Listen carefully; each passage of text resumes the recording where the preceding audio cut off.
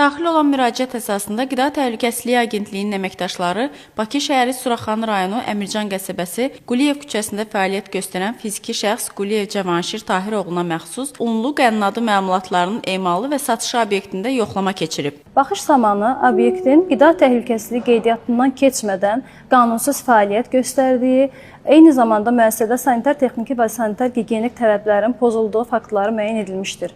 Belə ki, müəssisədə texnoloji ardıcıllıq prinsipinə və qida məhsullarının saxlanma şəraitinə əməl edilmədiyi, unlu qənnadı məhsullarının antisanitar şəraitdə emal olunduğu və mənşəyi məlum olmayan xam mallardan istifadə edildiyi müəyyən edilmişdir. Həmçinin qutab hazırlanmasında istifadə olunan ət və arşından götürülən nümunələrin laborator müayinəsi nəticəsində mikrobioloji uyğunsuzluq və at DNT-si müəyyən edilib. Faktla bağlı fiziki şəxs barəsində inzibati protokol tərtib olunub, qida məhsullarının satışı və istehsalı nöqsanlar aradan qaldırılana dək dayandırılıb.